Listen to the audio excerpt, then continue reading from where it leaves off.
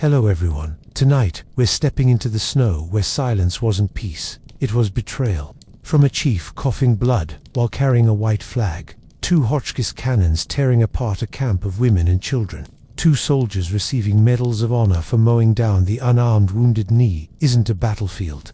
It's a wound carved into history. Take a moment to like the video and subscribe, but only if you genuinely enjoy these strange, sleepless walks through the darker corners of the past. And let me know in the comments where you're watching from, and what time it is for you right now. I'm always curious who else is wandering these nights with me. Now, lower the lights, maybe wrap yourself in a blanket, let the room fall quiet around you, breathe slow. We're about to step together into the silence of the snow. Let me tell you about the person you could have been. And don't get too excited, because it's not glamorous. You wouldn't be striding into a warm cabin with a fur coat and a whiskey glass. No, you'd be standing on a frozen stretch of South Dakota in December 1890, where the only thing colder than the wind is the welcome you're about to receive.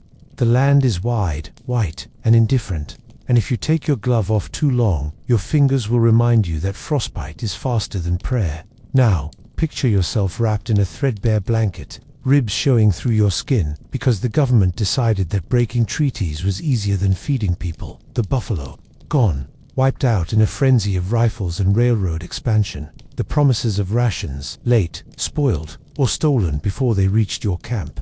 Hunger wasn't a visitor here, it was a full-time tenant. And in the middle of this frozen desert, you'd still have to keep walking, because staying still meant death. The prairie looks endless, but it feels claustrophobic when you're being pushed into tighter and tighter corners of it.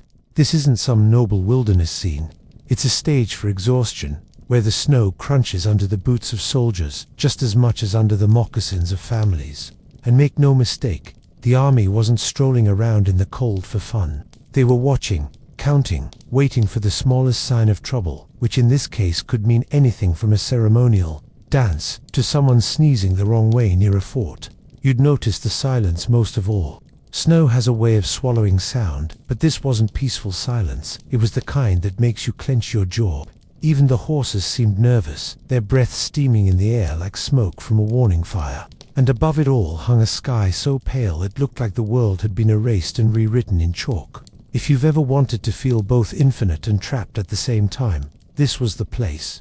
And here's the eerie part. While you're shivering in the open, barely able to hold your own body heat, you're still expected to keep your dignity intact. Because the US authorities wanted not just your land, not just your food supply, they wanted your way of being. To stand tall in the snow with nothing left but memory was its own act of defiance. And that defiance, however quiet, was being monitored by men in uniform who were taught to confuse silence with plotting. So imagine yourself there, in that frozen landscape, when every breath is a little cloud, every step a struggle, and every glance over your shoulder a reminder that you're not moving freely, you're being herded. This is the stage where the story of Wounded Knee begins. A white plain, a hungry people, and a silence so thick you could choke on it. If you'd been born into that frozen silence, you wouldn't just be fighting the cold. You'd be living under the weight of promises that vanished faster than smoke in the wind. The treaties, those sacred papers signed with ink and ceremony, looked impressive on parchment, but they dissolved the moment they touched reality. You'd have been told, this land will be yours forever, and then watched forever shrink, redraw, and get fenced off until you were left with scraps so small you couldn't even track a buffalo across them. The US government had a habit, you see, sign with one hand, seize with the other, and while they called it negotiation, you'd recognize it for what it really was, a polite form of theft. Each treaty chipped away at your freedom, until all that was left were square miles of dirt, labeled reservation, as if culture could be confined with surveyor's lines. Then came the Dawes Act of 1887, the masterstroke of betrayal dressed up as reform. Imagine someone tearing down your house, dividing the rubble into neat little parcels, and then handing you a splinter of wood with a smile. Here, you're now civilized. That's what allotment did, sliced communal land into private plots, and declared the leftovers surplus, which was code for up for grabs. Millions of acres transferred not to the people who had lived there for centuries, but to settlers who showed up with plows and deeds. And here's the cruel twist. The policy wasn't just about land. It was about breaking the backbone of Lakota society itself. You don't destroy a people just by starving them. You unravel them by dismantling their way of belonging. Communal living, spiritual ceremonies, seasonal hunts, all of it was treated as a nuisance to be stamped out, replaced by forced farming and Sunday school. By the time you stood on that snow at Wounded Knee, you'd already inherited generations of betrayal. You'd have known the names of treaties by heart, not because they protected you, but because each one was another blade in the slow carving away of your world. You'd understand that paper had more power than rifles, because paper could erase what a bullet couldn't. So when you wrapped yourself in that thin blanket against the wind, you weren't just cold. You were carrying the memory of promises made and broken over and over again, until you learned the bitter lesson. Nothing given would stay given. And if betrayal was already a daily meal, the next course came with a strange kind of hope, one that looked like a dance, a song, and a vision of the world reborn. If you'd been standing there on that frozen prairie, gnawing on rations that never arrived, you might have found yourself moving in circles, literally, because hope, when everything else had been stripped away, started to take the shape of a dance. The ghost dance, a ritual that swept across native nations in the late 1880s, promised something radical, that the old world could return, the buffalo could thunder again, and the invaders might simply vanish back across the horizon. Not with rifles, not with war cries, but with rhythm, song, and sheer spiritual insistence. Imagine the scene. A ring of dancers, arms linked, feet stamping into the dirt or snow, bodies swaying in sync until exhaustion blurred into vision. They'd sing until their voices cracked, until some collapsed in trance, claiming to see ancestors waiting for them, smiling, whispering, promising restoration, for a people beaten down by hunger and betrayal. That kind of vision was oxygen. Of course, if you'd been looking at it from the outside, say, from the porch of a fort or the saddle of a cavalry horse, it might have looked like something else entirely. Not hope, but rebellion. Soldiers, politicians, and missionaries watched the ghost dance with the same wide-eyed panic that some people reserve for teenagers in black hoodies. They didn't understand it, so they feared it. And fear, especially the bureaucratic kind, tends to call in the military. The irony is almost laughable. Here was a people told to give up their weapons, their land, their traditions, and when they turned to song and prayer for survival, it was treated as war. The Lakota weren't the first to join the ghost dance, but by the late 1880s, it had swept through their reservations like wildfire. Agents sent frantic telegrams. The Indians are dancing again. They must be stopped, because nothing unsettles a colonizer quite like the sight of the colonized refusing to stay broken. If you'd been there, maybe you would have felt the drumbeat echo in your chest, the rhythm carrying you somewhere beyond the starvation and the cold. You might have believed, for a fleeting moment, that the old life was just one song away from returning. And isn't that the cruelest part? That something so fragile and human as hope was enough to summon troops, rifles, and an appetite for blood. The ghost dance didn't summon back the buffalo, but it did summon attention, the kind that arrived on horseback, with orders and suspicion. And when authorities panic, they rarely stop at observation. They look for leaders to blame, men to silence, examples to make. If you'd been pulled into that circle of dancers, carried along by rhythm and vision, you'd know the kind of leader who stood behind it mattered. And for the Lakota, one name towered above the rest: Sitting Bull. He wasn't some abstract symbol or mythic figure. He was flesh, bone, and sharp words that carried the authority of someone who had actually stared down the US Army before. Remember Little Bighorn, the defeat that made generals choke on their pride? Yeah, he had a hand in that. So, naturally, when the ghost dance surged, officials decided he must be behind it too. By December 1890, Sitting Bull was living at Standing Rock Reservation, old by then, weary, but still too dangerous in the eyes of men who equated respect with threat. They feared his influence more than his actual actions. Reports went flying that he was planning to join the ghost dancers, that he was stirring rebellion. The irony: he was skeptical of the movement, supportive of his people's hope, yes, but not exactly twirling in the circle himself. Doesn't matter. Fear needs a target, and his name was convenient. So one cold morning, the Indian police, Lakota men employed by the US authorities, rode in to arrest him. Think about that for a moment. Relatives, neighbors, fellow tribesmen, sent to take down one of their own. Divide and control in its purest, most efficient form. What happened next was confusion, shouts, and a struggle. Shots rang out, and Sitting Bull, the man who had once symbolized resistance, lay dead in the dirt outside his cabin. His followers scattered in panic. Some fled to join the ghost dancers, others simply ran for their lives. The army got what it wanted, the removal of a figure who carried too much weight in the hearts of his people. But they also got something else, a wave of chaos and despair that pushed more Lakota families onto the move, desperately seeking safety where there was none left. If you'd been standing there, watching his body carried away, you would have felt the ground tilt under you. Because when a leader falls, especially one who had outlasted wars and betrayals, it doesn't just mean the loss of a man, it means the loss of a shield. The message was loud and clear. Even the most respected, the most cautious, could be silenced overnight. And if Sitting Bull wasn't safe, who was? The ripples spread fast. Down at the Pine Ridge Agency, word traveled that a band led by Bigfoot, Spotted Elk, was on the move, trying to reach protection, carrying elders, women, and children across the snow. And if the authorities could kill Sitting Bull without hesitation, what do you think they had planned for a sick chief leading a starving crowd? If you'd been among the Lakota after Sitting Bull's death, you wouldn't have lingered long at Standing Rock. Word of the killing spread like wildfire through the camps, and it carried a simple, terrifying message: leave, or be next. That's when Spotted Elk, known in English as Bigfoot, stepped forward.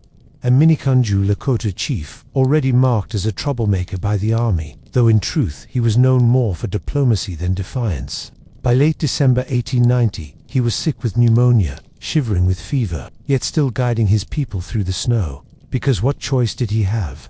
If the soldiers didn't kill them outright, starvation would finish the job. Picture this, around 350 people, not warriors, not an army, but families. Women dragging bundles, children coughing in the cold, elders leaning on sticks. A column of hunger and desperation inching south toward Pine Ridge Reservation, hoping maybe, just maybe, that they'd find protection under Red Cloud, or even safety with sympathetic agents. It wasn't a march of rebellion. It was an exodus of survival. Bigfoot himself, wrapped in blankets, coughing blood, rode at the center. He carried a white flag, not because he believed the army would honor it, but because symbols still mattered. A flag was all he had left to signal his intent: peace, surrender, anything but war. The Lakota knew they were being hunted, and yet they walked, trusting that somewhere ahead lay relief instead of ruin. If you'd been trudging in that line, snow crunching under your thin shoes, you'd have felt how exposed you were. Plains as flat as a plate, sky heavy with storm, no place to hide from soldiers who could appear at any ridge. You'd hear the children asking when they'd eat, the women murmuring prayers, the men keeping quiet because hope, even in whispers, felt fragile. And here's the cruel detail: the army knew exactly where they were. Cavalry scouts shadowed them the whole way, keeping watch like wolves, circling tired deer. They didn't attack immediately. No, they waited until the band was worn down, cold, and completely within reach. Because it's always easier to control the weak than to face the strong. So Bigfoot's band moved south, following the ghost of a promise that someone, somewhere, would protect them. But protection wasn't waiting at the end of the trail. Soldiers were. And when they finally intercepted the band near Wounded Knee Creek, the stage was set for something far worse than exile. If you'd been trudging with Bigfoot's band through the snow, fever in your lungs and hunger in your belly, you might have thought the sight of soldiers meant an end to the journey. In a way, you'd be right, just not the way you'd hoped. On December 28, 1890, the U.S. 7th Cavalry, yes, the same regiment, still haunted by Little Bighorn, caught up with Bigfoot's people near Wounded Knee Creek. Only this time, the army wasn't looking for redemption. It was looking for control. Picture the scene: 500 armed soldiers, rifles polished, artillery parked on the ridges, surrounding a band of Lakota numbering fewer than 350, most of them women and children. Encirclement is a polite word for what it felt like. Imagine standing in a circle of loaded guns. Every breath you take measured by a finger on a trigger. You don't run, because where would you go? You don't fight, because you know how that ends. You stand, silent, waiting for instructions as the snow keeps falling. The cavalry officers claimed this was about disarming the Lakota, making sure no one carried a rifle, a knife, even a hatchet. But anyone watching could see the imbalance. It wasn't about safety, it was about domination, showing a starving people who held the power. And just to underline the point, Bigfoot, weak and burning with fever, was pulled aside and placed under guard. So much for the white flag he'd been carrying. If you'd been there, the cold would have cut through your skin. But the real chill came from the silence between the soldiers and the Lakota. A silence swollen with dread. Everyone knew what had happened to Sitting Bull. Everyone knew that the army wasn't exactly known for restraint. And yet, still, families huddled together, children clutching their mothers, elders trying to keep calm, because the alternative panic would only make the rifles speak faster. The soldiers called it securing the camp. The Lakota knew it for what it was, being penned in like livestock. Hotchkiss guns, rapid-fire artillery, were set up on the hills above, pointing directly into the circle. Think about that. It wasn't enough to have soldiers with rifles standing a few feet away. They had cannons aimed at the entire camp, like a farmer aiming shotguns at chickens. A massacre waiting for a pretext. And so, the night fell on Wounded Knee with the Lakota trapped, cold, and surrounded. The cavalry had them exactly where they wanted them, and tomorrow, they said, would be the day of disarmament. Morning at Wounded Knee, December 29th, 1890. If you'd woken up in that circle of snow, you'd have found yourself staring at soldiers already staring back at you. The 7th Cavalry wasn't in the mood for patience. Their orders were clear. Every weapon, every knife, every scrap of potential resistance, surrendered on the spot. Now, on paper, that sounds simple. Collect the rifles, unload the ammunition, and everyone goes home. But in practice, it was theater performed with bayonets. Soldiers marched through the camp, grabbing anything that could be called a weapon. Rifles, yes, but also axes, knives, and even tools used for cooking or carving. Imagine a soldier snatching the very knife your family used to cut dried meat, labeling it a threat, and while they searched, they laughed, they shoved, they made sure everyone understood who was in charge. For the Lakota, surrender wasn't just humiliating, it was terrifying. Those rifles weren't symbols of rebellion. They were protection against hunger, against wolves, against the long emptiness of the plains. To hand them over wasn't disarmament. It was stripping away the last layer of safety in a world already designed to leave you defenseless. If you'd been watching, you'd have seen the tension thicken with every confiscated gun. Soldiers grew more impatient, barking orders. Families clutched each other tighter, whispering prayers in voices barely above the wind. A few rifles were handed over willingly, but some men hesitated, not because they were planning an uprising, but because giving up the last weapon in your hands feels like giving up the last thread of dignity in your body. Then came the scuffle. One Lakota man, some say he was deaf, others that he simply didn't want to surrender his prized Winchester, resisted. Soldiers lunged at him, grabbing, shoving, trying to wrestle the weapon away. In the chaos, the rifle discharged. A single crack shattered the frozen silence. And here's the thing about fear. It doesn't need facts, only noise. One gunshot, and the cavalry treated it like an alarm bell. You could almost see the ripple go through the soldiers, the jerk of heads, the tightening of jaws, the reflex of fingers brushing against triggers. It didn't matter who fired, or why. The pretext had arrived. If you had been standing there, in the middle of that circle, you'd have felt the air change instantly. Not just cold anymore, but sharp, vibrating, charged with something irreversible. Mothers pulled children closer. Elders looked up with eyes that had seen enough to know what was coming. And soldiers, already wired with nerves and revenge fantasies from Little Bighorn, now had their excuse. That single shot at Wounded Knee, muffled in the snow, sharp in the air, was all it took. If you'd been standing there, you wouldn't have had time to ask who fired it. Soldiers didn't wait for clarification. Triggers snapped like dry branches, rifles roared, and the encirclement that had pretended to be order turned instantly into slaughter. The irony is brutal. The Lakota had been surrounded under the banner of safety. Safety for whom? Certainly not for the women clutching babies, or the children who'd never held a weapon in their lives. But once the first crack echoed, the 7th Cavalry unloaded as though the entire circle of freezing, hungry families was a battlefield. Hotchkiss guns opened fire from the ridges, not rifles, but artillery. Rapid-fire cannons designed to rip holes through lines of soldiers, except there were no lines here, just people in blankets, some running, some frozen in panic. Imagine a weapon meant for warships being turned on a camp of families. Shells tore into Tippis, shredded bodies scattered the snow with blood. The massacre wasn't chaotic, it was systematic. You might have tried to run. Everyone did, but where? Out of the circle and into the open, only to find more soldiers waiting. Some tried to fight back with whatever they had left, a few rifles, a handful of knives, but the balance was absurd. It was like trying to stop a flood with a feather. The spark had ignited a fire that devoured everything. Soldiers fired blindly into the crowd, and in the confusion, even their own men fell. Friendly fire, though nothing about it was friendly. Lakota men dropped first, then women, then children caught in the crossfire. Some mothers threw themselves over their babies, only to be cut down together. Others fled into the ravines, chased and shot, as though survival itself had become an act of defiance. And if you'd been there, crouched in the snow, heart pounding, you'd have heard the strangest sound of all, silence between bursts of gunfire. The kind of silence where screams don't even rise, because people know they won't carry. Just the wind over the prairie, and the mechanical rhythm of rifles being reloaded. The soldiers would later call it a battle. A battle requires opponents. What happened at Wounded Knee was something else entirely. Violence unleashed on the defenseless, triggered by one shot, justified by none. And yet, after the dust and smoke cleared, what remained wasn't just the horror of what had been done, but the sight of what had been left behind. Bodies strewn across the frozen ground, blanketed not by dignity, but by snow. If you had survived those first bursts of gunfire, you'd have watched the massacre unfold in all its grotesque efficiency. The 7th Cavalry didn't stop at the initial chaos.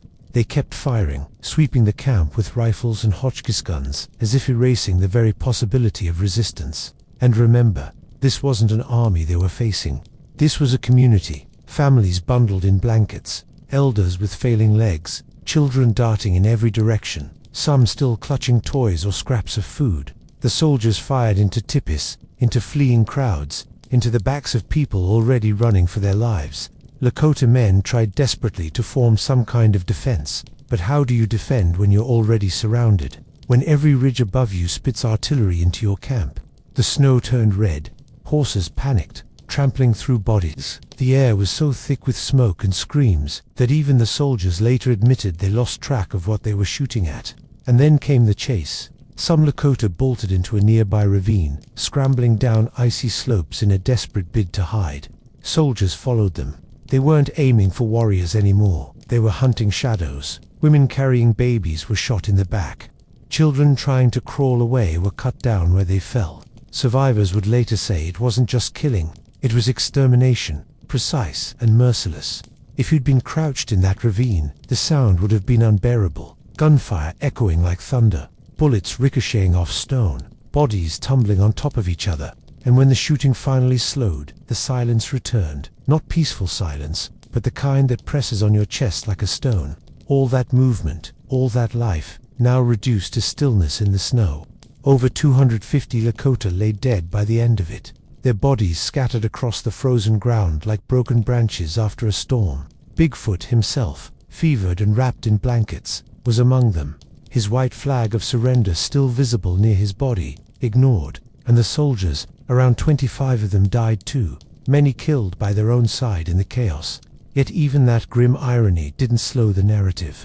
The army would soon call it valor, call it victory, as though mowing down families under artillery fire had somehow balanced the scales of history. But before the lies and medals, there was just this, a field of silence, blood soaking into the snow, and the wind carrying the last breath of a people who had already lost everything else.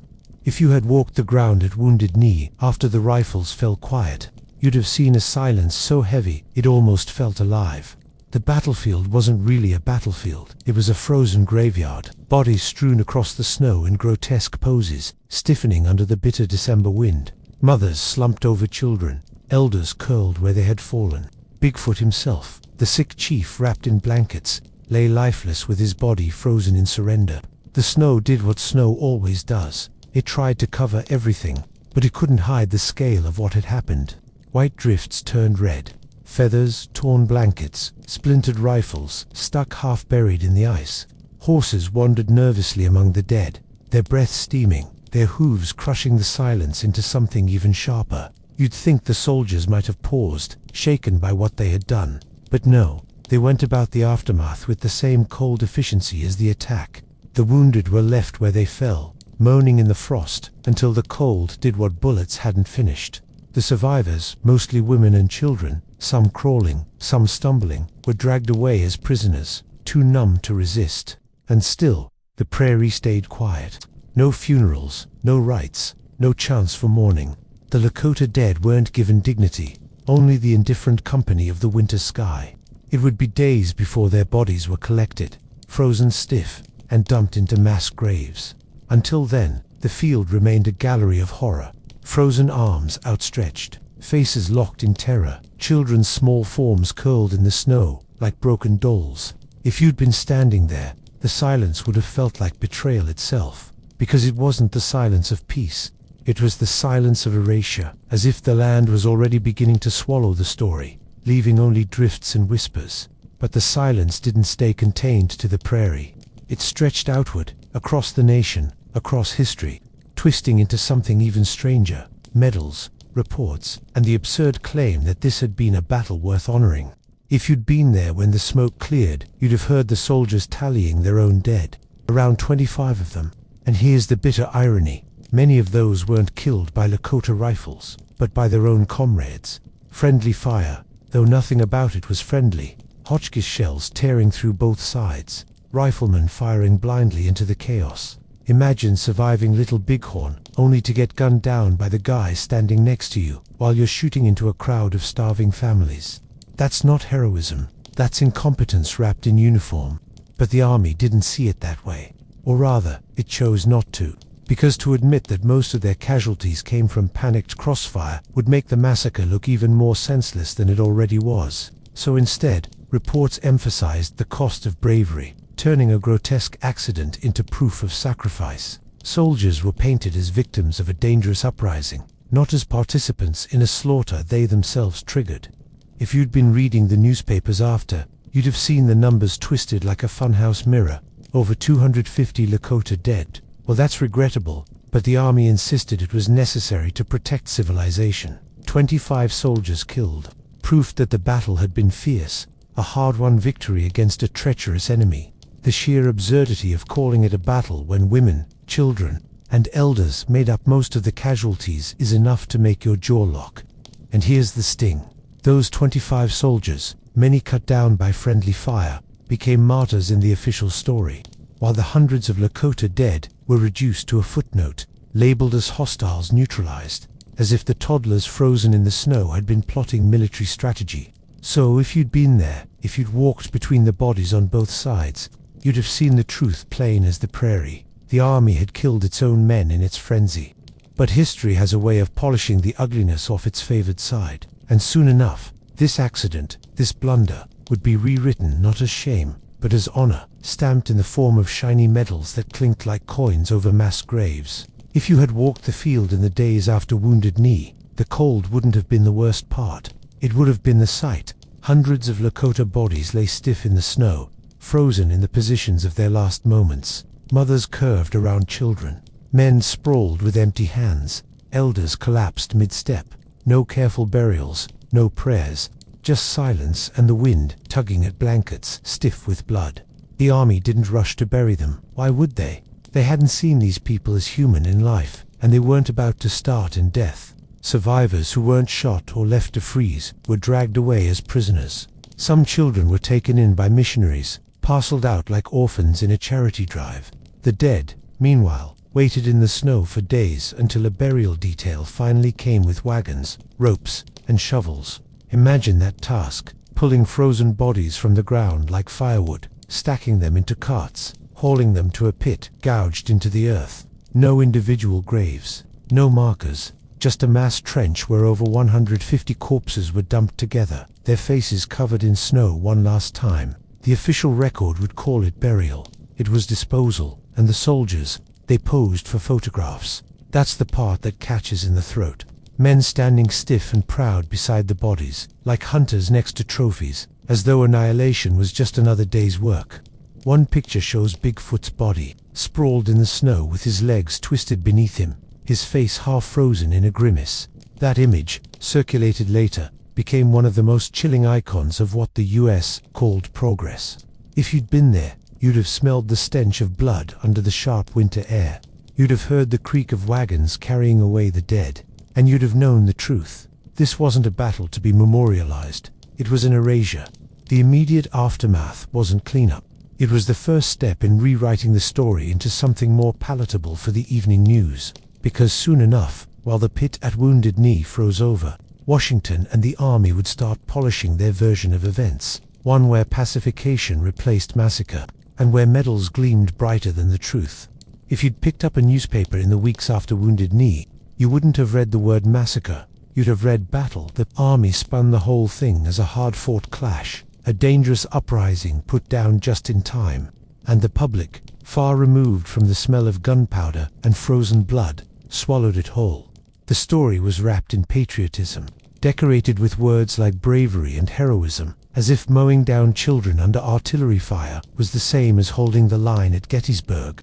And then came the medals, 20 of them. Medals of honor, the highest recognition the US military can give, pinned to the chests of soldiers who had participated in what was essentially the industrial-scale killing of unarmed families. One medal, for bravery in charging a ravine filled with fleeing women and children. Another, for heroism in operating a Hotchkiss gun, a weapon designed to mow down battalions, not starved refugees. It's like giving a chef's award to someone who burned down the kitchen. If you'd been one of the survivors, watching the papers call your slaughter glory, you might have laughed if it weren't so bitter. Because here's the absurdity. Even some white Americans at the time were appalled. Missionaries, reformers, people who'd actually seen the camps and starvation. They spoke out, called it what it was. But their voices were drowned in the national chorus of self-congratulation. After all, it's easier to pin medals than to admit guilt. The Lakota had no medals. They had mass graves. They had names spoken only in whispers, passed down through generations, because official history preferred to erase them. And the army, it got to hold parades. It got to pretend Wounded Knee was redemption for Little Bighorn, as if killing the unarmed could balance the scales for losing to warriors 14 years earlier. And the medals stayed. They're still there, more than a century later. Campaigns to rescind them resurfaced now and then, always met with hesitation, excuses, bureaucratic shrugs. It's almost poetic, in the darkest sense. America awarded its soldiers for erasure, then refused to erase the awards themselves. So if you'd lived through Wounded Knee, if you'd lost family in the snow, the national reaction would have told you something cruelly clear. Not only were you conquered, your conquerors were celebrated for the way they finished the job. If you had walked away from Wounded Knee, alive, half-starved, half-frozen, carrying a grief too large for one body, you'd have carried more than trauma. You'd have carried the knowledge that something ended there. Not just lives, but the last thread of native resistance on the plains. After Wounded Knee, there were no more Indian wars. The United States had stamped out the final ember with rifles and artillery, and history would call it closure. Closure for whom? Certainly not for the Lakota. The massacre marked the end of armed defiance, yes, but it also marked the tightening of the cage. Reservations became prisons without walls. Children were funneled into boarding schools, stripped of language, hair, names, taught to pray in English and forget their parents' songs. The ghost dance was outlawed, ceremonies banned, drums silenced. Imagine surviving the slaughter, only to be told that even your prayers were now illegal. And it wasn't just culture that was attacked. Hunger and dependency became policy. The Dawes Act kept carving up what little land was left, allotting parcels too small to farm, declaring the surplus open for white settlers. The buffalo were gone, the horses thinned, the old ways criminalized. What remained was survival measured in rations and silence. If you'd been a child then, you'd have grown up not with stories of freedom, but with stories of massacre. Your first memories of snow might not be play or hunting, but the silence of a field where your relatives were left to freeze. That kind of memory doesn't die. It seeps into everything, how people walk, how they sing, how they trust or don't. And the cruelty didn't end with that generation. Wounded Knee planted something darker, intergenerational trauma. The idea that no matter how you stand, someone will knock you down. That ceremonies can be outlawed, that leaders can be killed in their sleep, that even surrender is no guarantee of survival. For the United States, Wounded Knee was written as an ending. For the Lakota, It was a wound that never closed. And here's the part most people don't grasp. The silence of that field in 1890 still echoes. It echoes in poverty, in loss, in the fight for rights and recognition that has never stopped. So if you'd been one of the survivors, you wouldn't just have carried sorrow for your family. You'd have carried the burden of watching your children, and their children, live under the shadow of snow and betrayal. And yet, silence doesn't stay silent forever. Because even decades later, Wounded Knee wouldn't remain just a wound. It would become a symbol, mourned, remembered, and one day, reclaimed. If you had walked away from Wounded Knee carrying nothing but memory, you'd soon discover that memory itself can be dangerous. The United States wanted the event to fade, filed under battle, wrapped in medals, left to gather dust in official reports. But Wounded Knee refused to stay buried. It lived on in stories whispered at firesides, in names carried through families, in the unspoken grief that hardened into resistance. For decades, the site was left lonely, a patch of prairie marked more by silence than ceremony. But silence can be loud if you listen long enough. By the mid-20th century, historians began to strip the paint off the Army's version, calling the event what it was: massacre. The word stuck, and once a truth finds its name, it refuses to let go. And then came 1973. Members of the American Indian movement, sons and daughters of that long silence, occupied Wounded Knee for 71 days. They weren't just protesting broken treaties and government neglect. They were standing on the bones of their ancestors, saying, "We're still here." The government surrounded them with agents and guns, just as it had in 1890. But this time the world was watching. Cameras rolled, headlines printed. Wounded Knee became not just a symbol of loss, but of defiance. Even now, the name carries weight. Say Wounded Knee, and it doesn't sound like a place. It sounds like a scar. A reminder of how promises were broken, how hope was punished, and how memory can outlive even the most thorough attempts at erasure.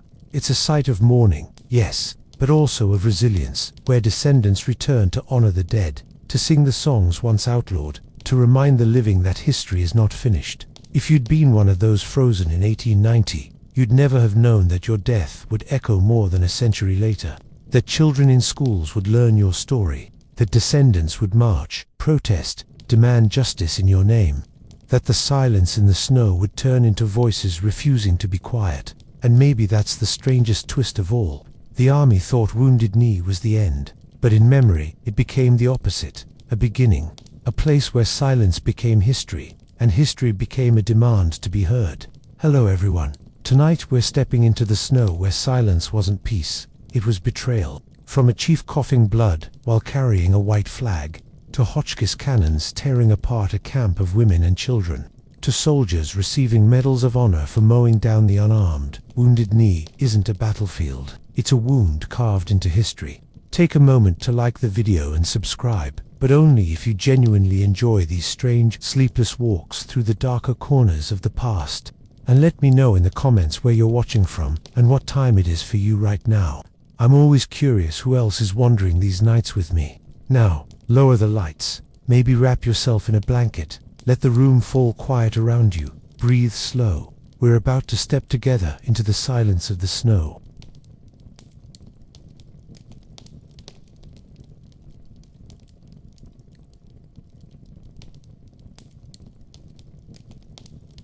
It began with a vision in Nevada, far from the snowfields of South Dakota. In 1889, a Paiute prophet named Vovoka claimed to have glimpsed a world renewed, a world where the buffalo returned, the ancestors walked again, and the invading settlers simply disappeared. It wasn't delivered with rifles or threats, but with a dance, a circular, hypnotic movement that blended prayer, trance, and sweat into something larger than survival. The ghost dance, as outsiders called it, promised not just a spiritual revival, but a kind of cosmic reversal. On the reservations, where rations spoiled before they arrived, and treaties collapsed faster than they were signed, the dance spread like fire through dry grass. For people staring at the slow death of their culture, it was oxygen. Entire communities gathered, men and women linking arms, feet stamping the ground in endless rhythm. The circle spun for hours, until exhaustion tipped into ecstasy. Some dancers collapsed, eyes closed, claiming to see visions of buffalo herds cresting the horizon, or relatives long buried calling them back into a world restored. From an anthropological lens, it was a ritual of survival disguised as prophecy. It gave shape to grief, created solidarity, and turned despair into movement. When you have nothing left, you dance the absence into presence. You drum starvation into rhythm. You sweat a future into being. But of course, that's not how it looked from the outside. White settlers and officials peered at the circles and saw not trance, but rebellion. To them, the ghost dance looked like preparation for war, a rehearsal for uprising. The same movements that restored hope within native camps triggered panic in the towns nearby. The ritual wasn't understood for what it was. It was flattened, reduced, mistranslated into the language of threat. And that misreading spiritual renewal as armed conspiracy would be enough to bring in the rifles, the cannons, and the paranoia of a nation unable to distinguish prayer from attack. Because the circle wasn't the end. It was only the beginning of a much larger spiral, one that pulled Sitting Bull, Bigfoot, and eventually an entire frozen valley into its grip. On reservations, where hunger gnawed louder than song, the ghost dance became more than ritual. It was social glue. Families who had lost their lands, their buffalo, and their leaders found themselves gathering in circles, not to plot, but to hold each other in rhythm. In anthropology, rituals often act as survival tools, binding people together when everything else fractures. This was no exception. The movements were simple but relentless. Arms linked, feet pounding the earth, voices carrying old prayers stitched with new ones. Bodies swayed until exhaustion blurred into something otherworldly. Dancers dropped to the ground, trembling, whispering visions, ancestors returning, rivers running full again, the buffalo thundering back to life. In the dust and sweat of those moments, despair bent into resilience. Outsiders didn't see that.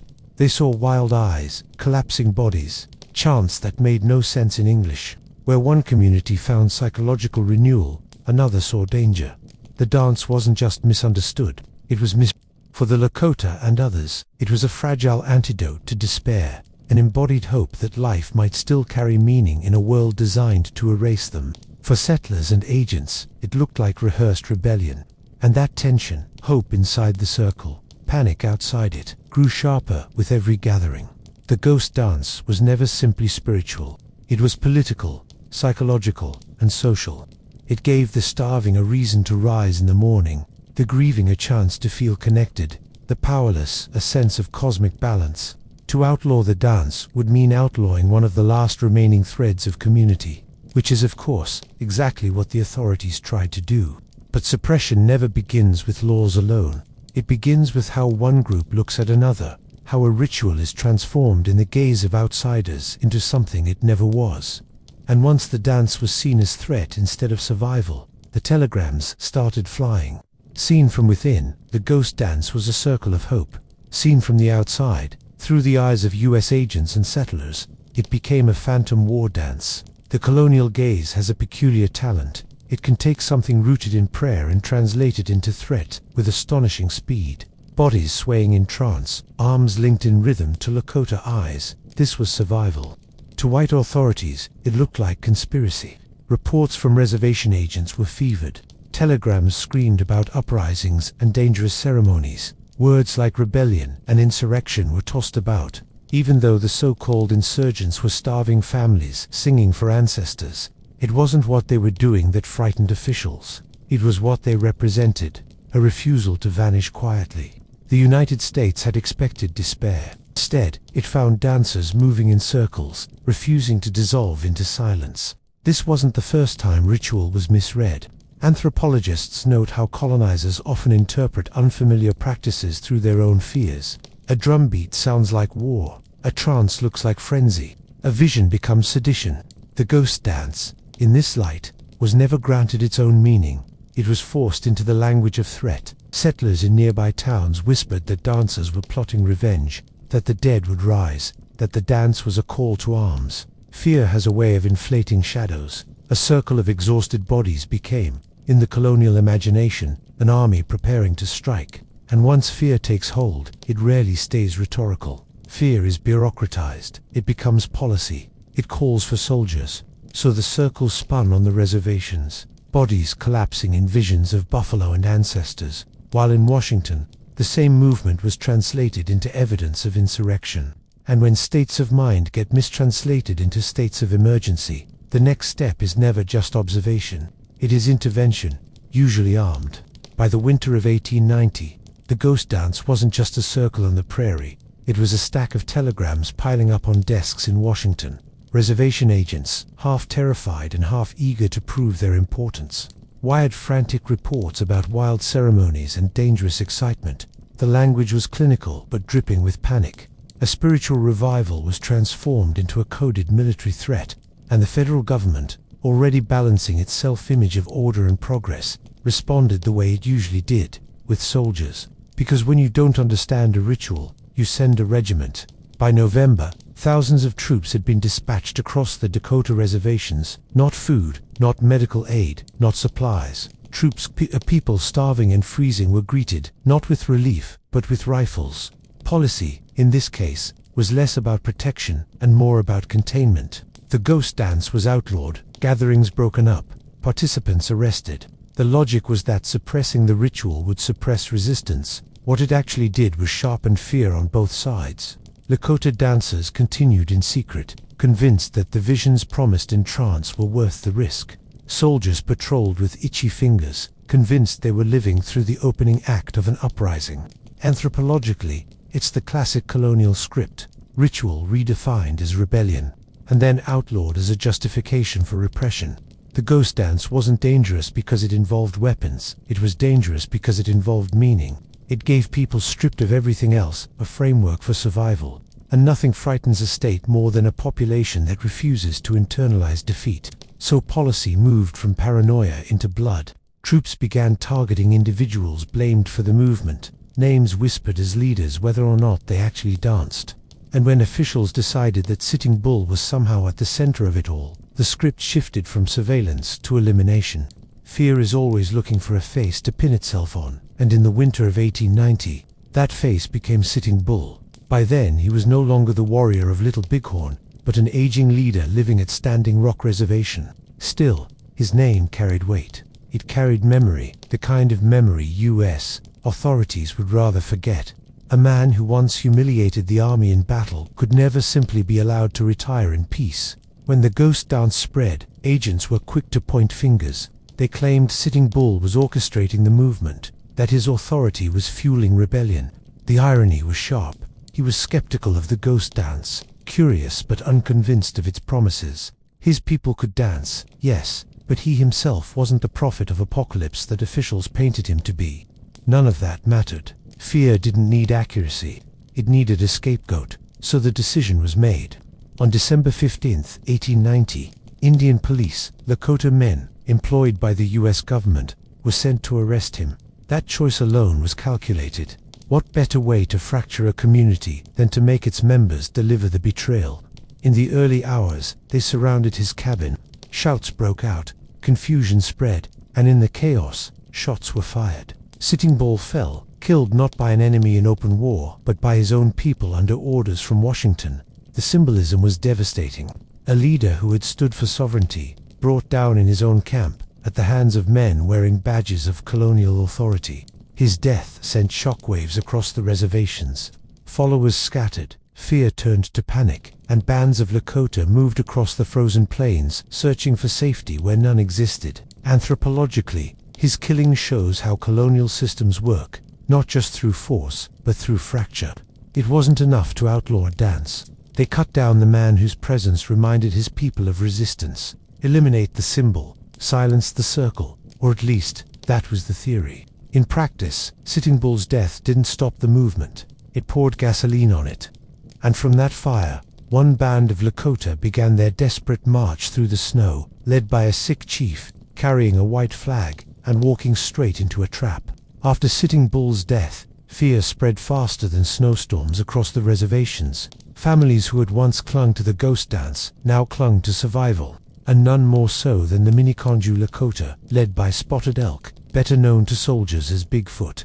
By late December 1890, he was gravely ill with pneumonia, coughing blood and shivering in his blankets, yet still leading about 350 people south toward Pine Ridge. This wasn't an army on the march. It was a caravan of exhaustion. Women hauling bundles, children stumbling through drifts, elders leaning on sticks while praying the horizon would deliver safety. Bigfoot carried a white flag as his band moved, not as some naive gesture, but because symbolism still mattered.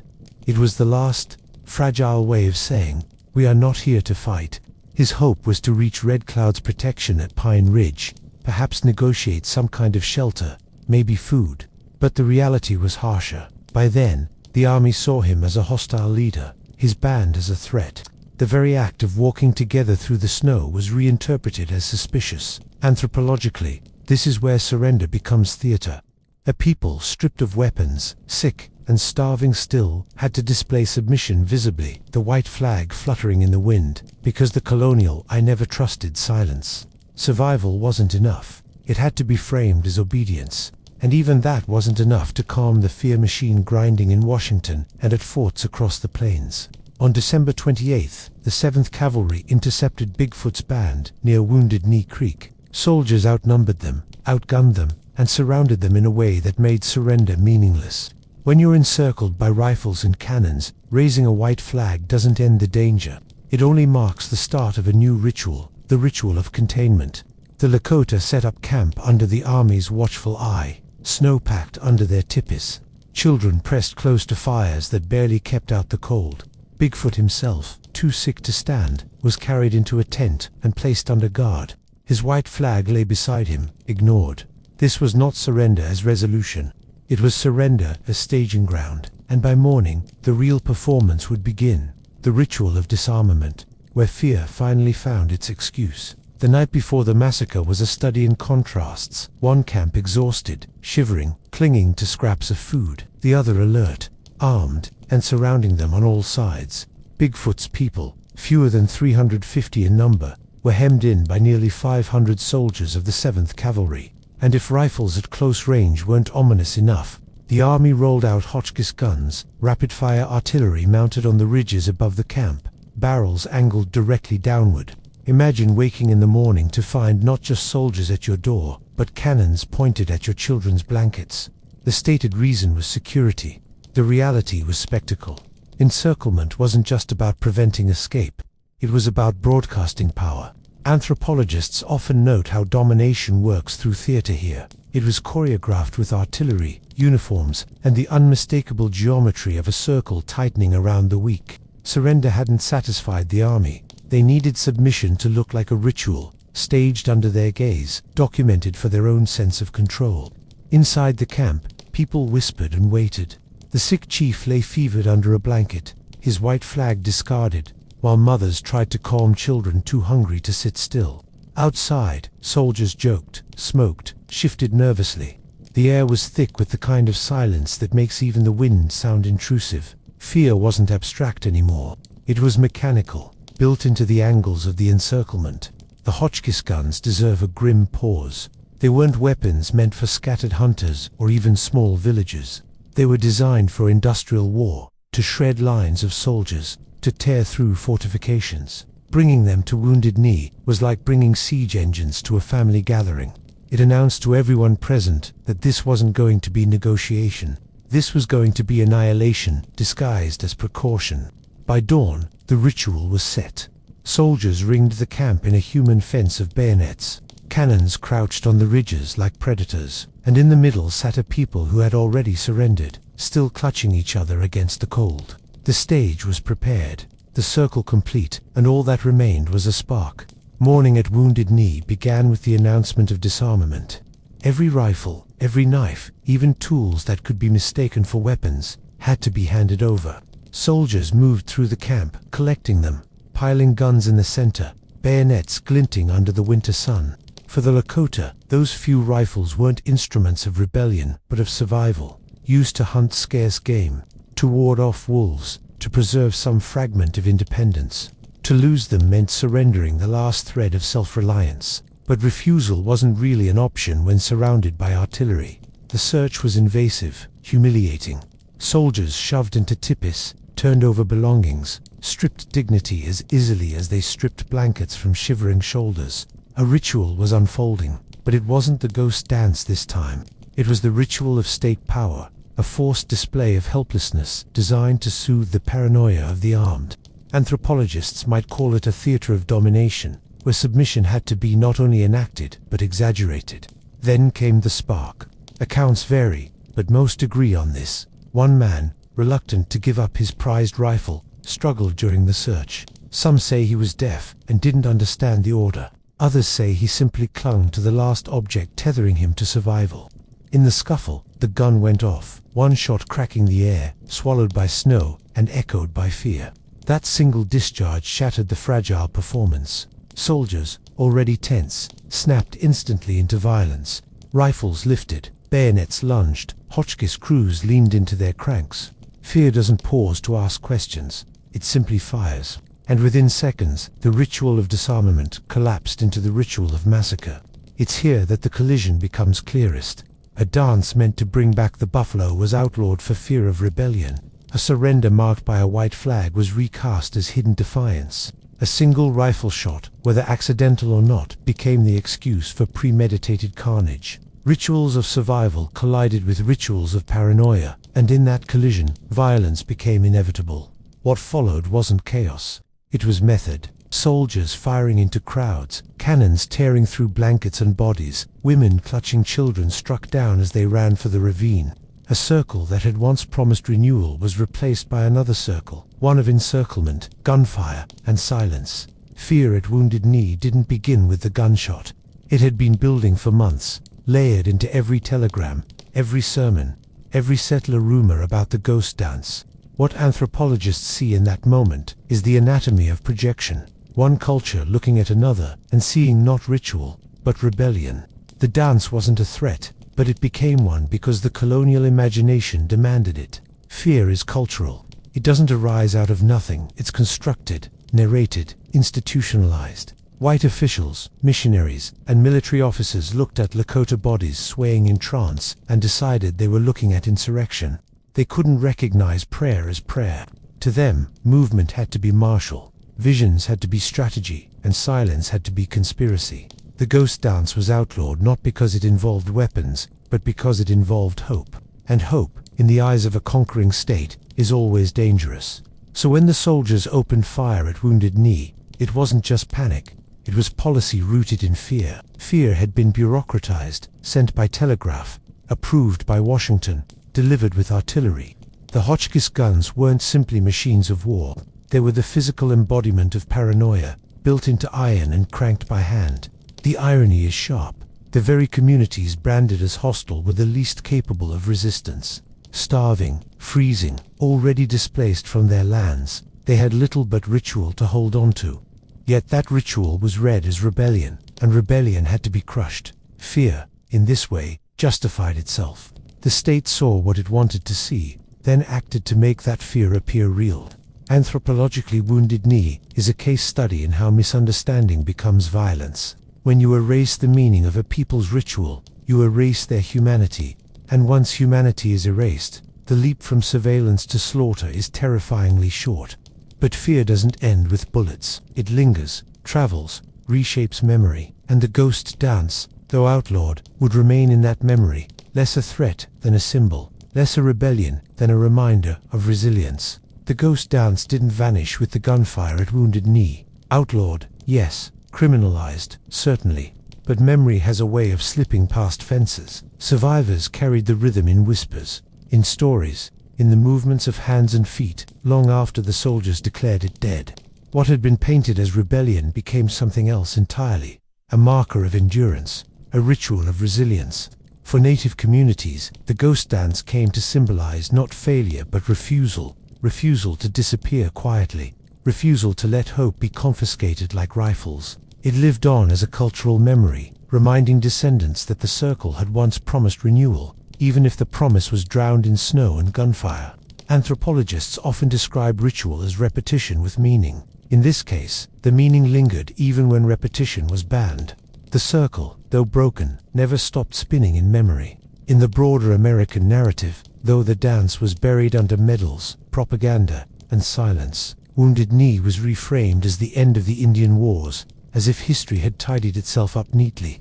But in native remembrance, it became the opposite, an open wound, a warning, a story told not to close the book, but to keep it uncomfortably open. When members of the American Indian movement occupied Wounded Knee in 1973, they invoked that memory directly. They weren't just protesting broken treaties in the present. They were standing on the same ground where fear had once turned prayer into massacre. The ghost dance, outlawed for nearly a century, echoed again, this time not in circles of trance but in marches, protests, and chants demanding recognition. The legacy of Wounded Knee is double-edged, one side etched in silence and trauma, the other in memory and reclamation. The ghost dance, stripped of its original form, still endures as symbol. It reminds us how easily ritual can be mistranslated into rebellion, and how fear, once institutionalized, can level entire communities. But it also reminds us that memory resists erasure, because in the end, the dance wasn't just about calling back the buffalo or banishing settlers. It was about insisting that life still had meaning, even under the weight of betrayal. And meaning, once danced, is harder to kill than any body.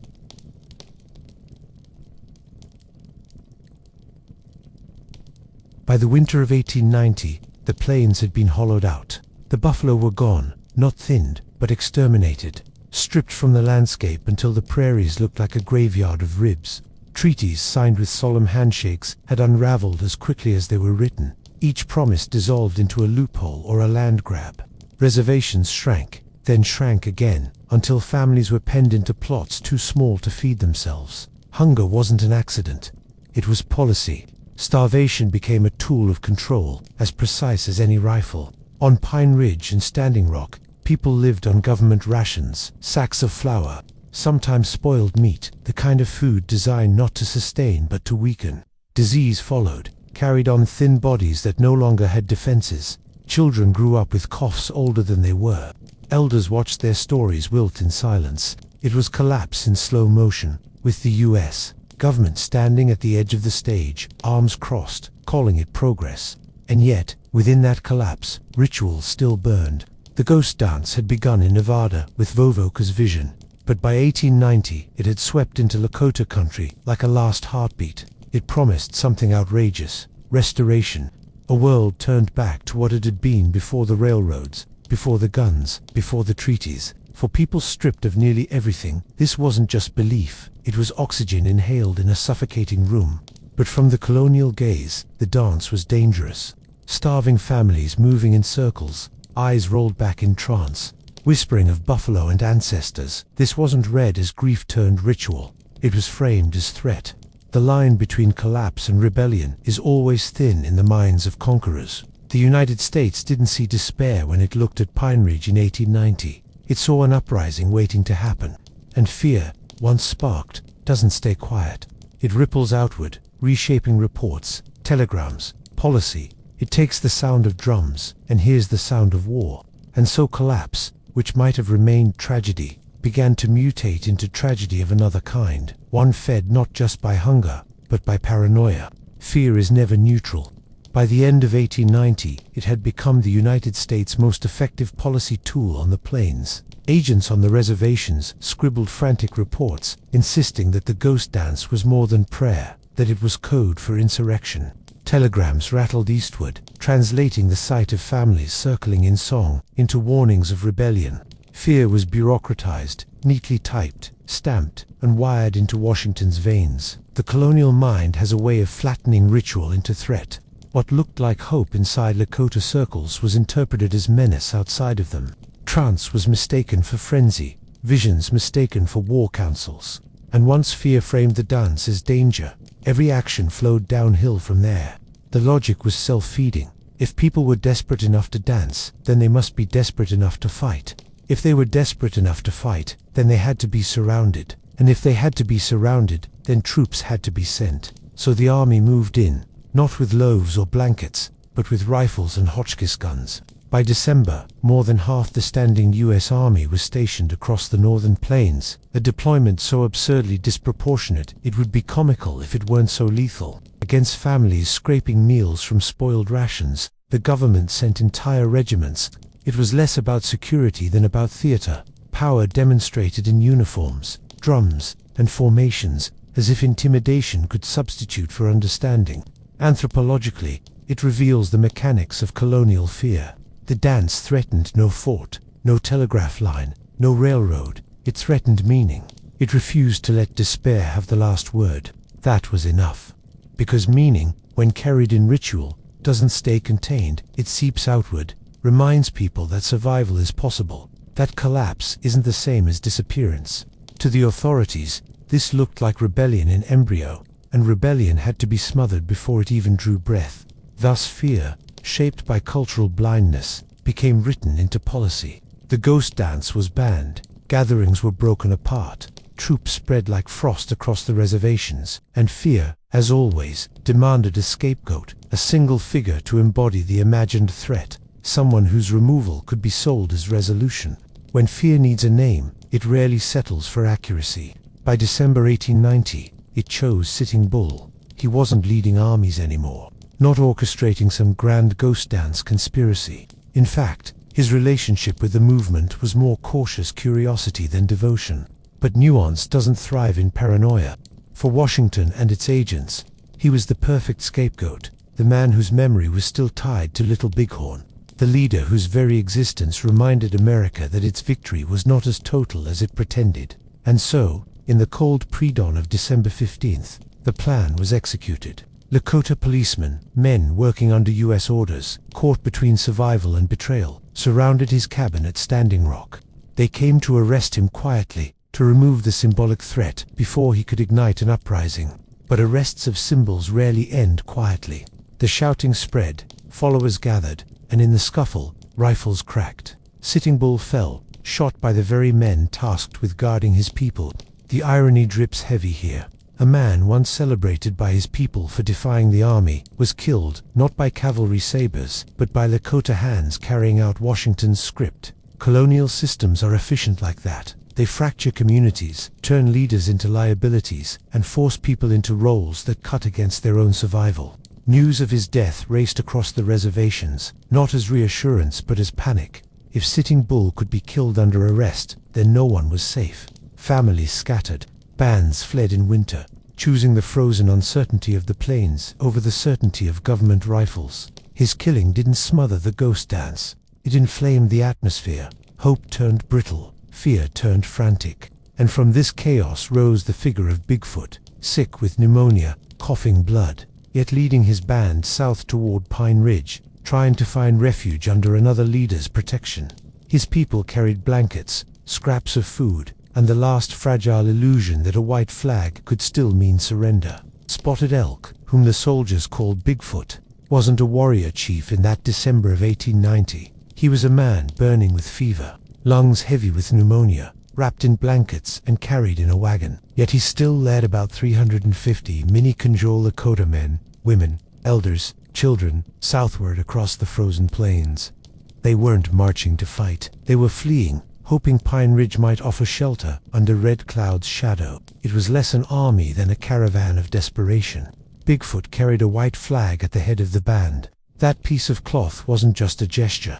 It was a performance, almost ritualistic in itself, the symbolic language of surrender. Colonial encounters demanded it. Surrender wasn't simply giving up. It had to be displayed, exaggerated, paraded in front of soldiers who never trusted it anyway.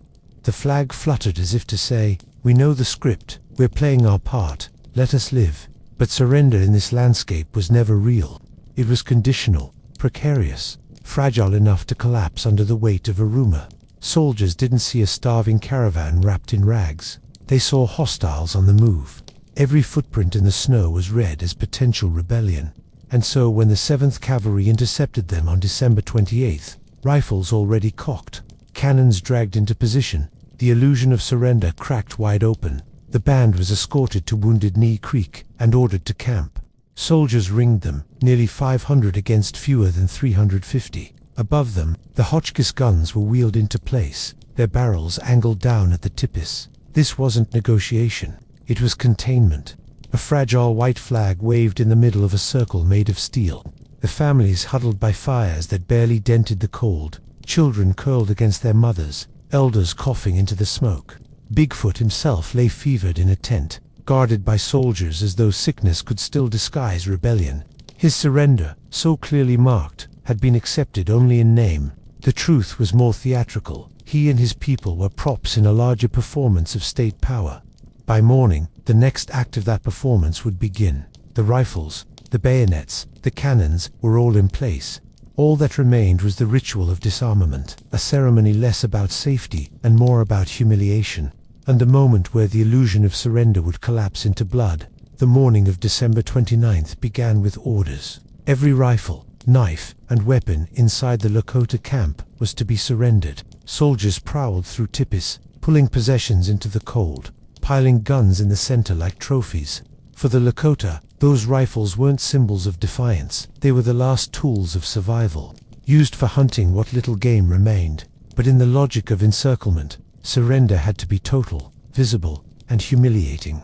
The ritual of disarmament was tense, invasive. Soldiers yanked blankets, searched bodies, pored through personal belongings. One man, deaf and not fully understanding the command, resisted giving up his rifle. A scuffle broke out. The gun went off. One accidental shot cracked the winter silence, and that was all it took. The circle of containment became a circle of fire. Soldiers unleashed their rifles into the camp. Hotchkiss guns raked the tipis, shredding canvas and bodies alike. Families scattered, mothers clutching children as they ran for the ravine, only to be cut down in volleys. Men tried to shield their families with their bodies. Elders fell where they stood. Cannons designed to mow down battalions tore through women and children. By the time the smoke cleared, over 250 Lakota were dead, most of them women and children. Soldiers too had fallen, many killed by their own comrades, fire in the frenzy. But the language of the army was quick to twist it. This was not massacre, they declared, but battle. A hard fight. Official reports framed it as victory, as though resistance had been real and overwhelming, as though cannons had been matched by rifles. Anthropologically, this rebranding is telling. Colonial powers rarely admit to slaughter.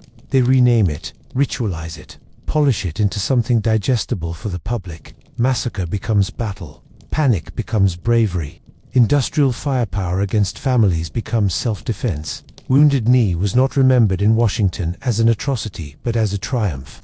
A neat punctuation mark closing the Indian Wars. Yet the bodies frozen in the snow told another story. The white flag lying beside Bigfoot's corpse told another story. The silence of the ravine, filled with the dead, told another story.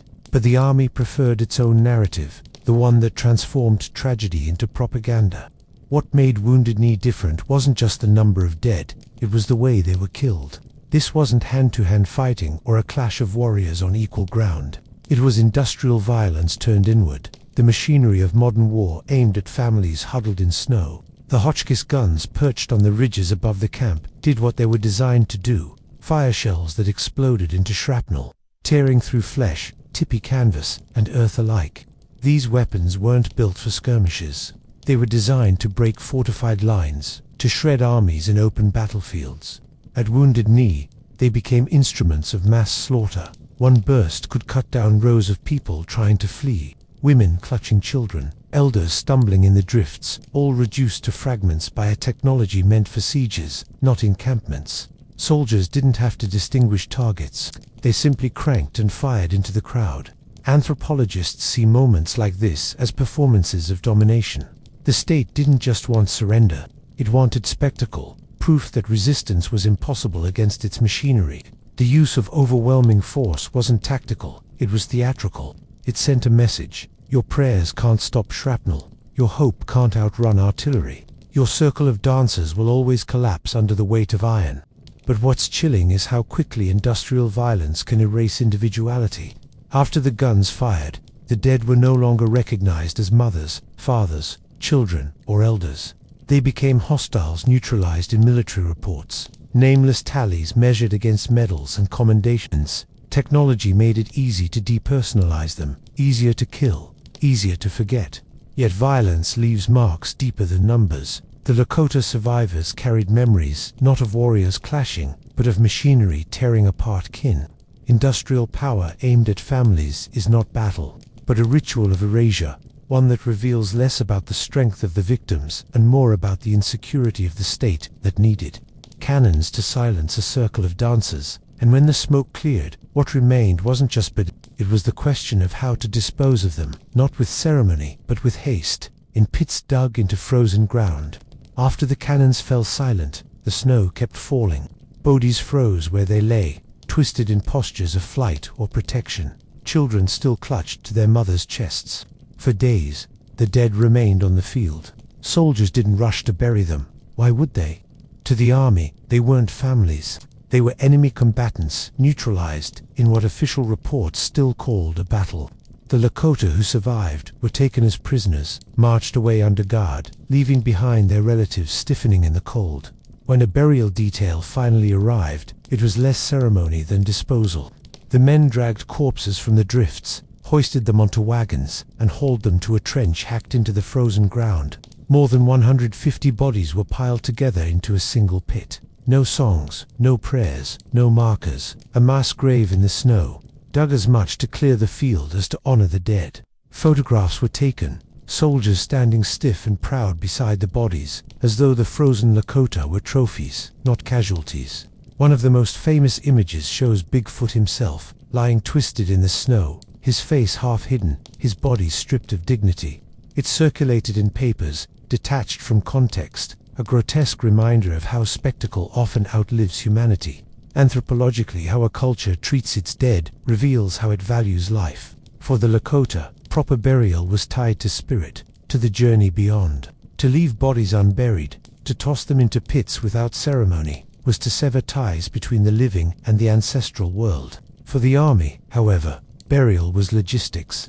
The dead weren't mourned, they were managed. This erasure extended into memory itself. Wounded Knee wasn't immediately named a massacre. It was framed as a victory. Families reduced to corpses in a trench were also reduced in language, stripped of dignity twice, once in body, once in narrative. Yet memory has a way of resisting. The pit at Wounded Knee didn't stay silent. Survivors remembered. Descendants carried the story. The mass grave, meant to erase, instead became a wound that refused to heal. And while the Lakota mourned, Washington celebrated. Soldiers stood ready to receive medals for their bravery, a transformation of massacre into heroism that revealed as much about the state's insecurities as it did about its appetite for self-congratulation. In the weeks after Wounded Knee, the United States didn't whisper about what had happened, it decorated it.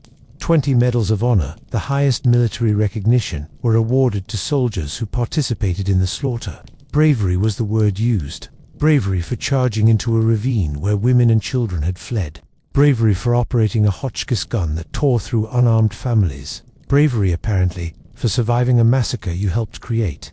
The irony is almost unbearable. A nation awarding itself for erasure, turning the machinery of violence into a pageant of heroism.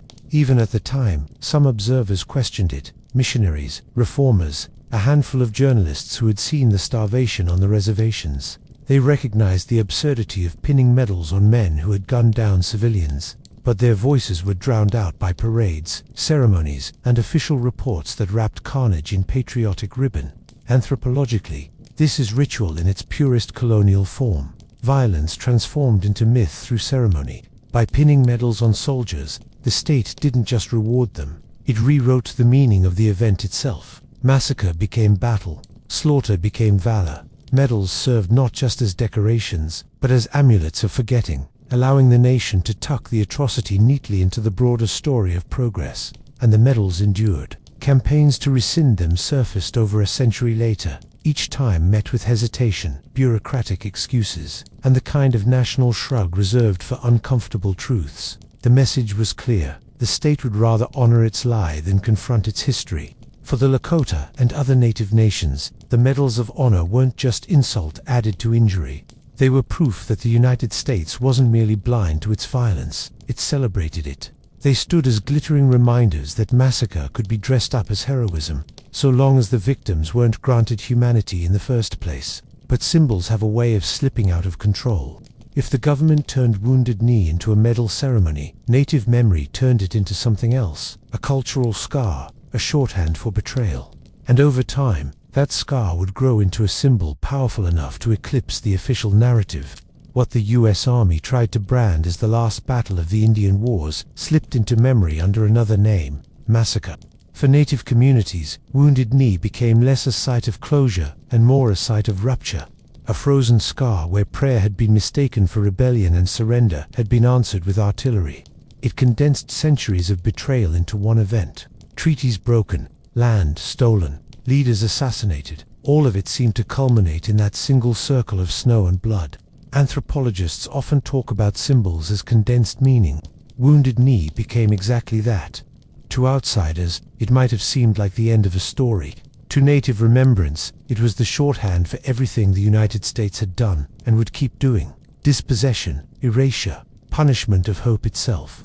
The ghost dance was suppressed, but the idea of Wounded Knee spread, whispered from survivors to children, carried through oral histories, songs, ceremonies. In the wider American narrative, Wounded Knee slowly shifted from being framed as a necessary military operation to being acknowledged, reluctantly, as atrocity. By the mid-20th century, historians began calling it by its true name, Massacre. Once that word entered textbooks, the official script cracked. No medal ceremony could make it vanish. And yet, symbols aren't static. Wounded Knee wasn't only a wound, it became a rallying point. Artists painted it, writers invoked it, activists carried it into speeches. In native protests throughout the 20th century, invoking Wounded Knee was like invoking the weight of history itself, not just to mourn, but to resist. The site shifted from a graveyard to a stage, from silence to a language of defiance. But symbols don't rest comfortably. They demand continuation. And by 1973, Wounded Knee would no longer be just a memory. It would be occupied, reclaimed, turned into a modern protest that echoed the massacre and declared that the story was not over. 83 years after the massacre, Wounded Knee was no longer just a burial ground. In 1973, it became a battlefield of a different kind, not of artillery, but of protest. The American Indian movement, joined by Oglala Lakota activists, occupied the site for 71 tense days. They weren't armed with Hotchkiss guns or cavalry formations, but with demands, recognition of broken treaties, an end to corruption in tribal governance, dignity in a nation that still preferred silence over accountability. Federal marshals and FBI agents surrounded the town, echoing the scene from 1890, outsiders with guns hemming in native bodies. But this time, the story was visible to the world. Cameras rolled, newspapers carried the images, and the word Wounded Knee once again crossed headlines, not as an end, but as a beginning. The memory of massacre had become a tool of resistance, a way to remind the United States that history was not past tense. Anthropologically, this transformation is striking. A place designed to erase became a place to reclaim. Wounded Knee wasn't just geography anymore. It was a living symbol of colonial betrayal and native resilience. It condensed trauma and defiance into a single name, a cultural shorthand that carried weight in every protest, every courtroom, every classroom lesson that dared to speak it. Today, Wounded Knee stands as both grave and banner. It is remembered in ceremonies by Lakota descendants, cited in political struggles, and whispered in classrooms where students stumble over the enormity of what it represents. It remains the symbol of Native American tragedy because it gathers together every thread of that history. Starvation as policy, ritual mistaken for rebellion, industrial violence unleashed on families, memory reframed by medals, erasure resisted by story. Symbols endure because they are useful. For the state, Wounded Knee was once useful as closure, the end of the Indian Wars. For native communities, it became useful as a reminder, proof that silence cannot cover everything. That is why, more than a century later, Wounded Knee still resonates. It is not simply history. It is a mirror held up to America, showing both the cost of conquest and the stubbornness of memory.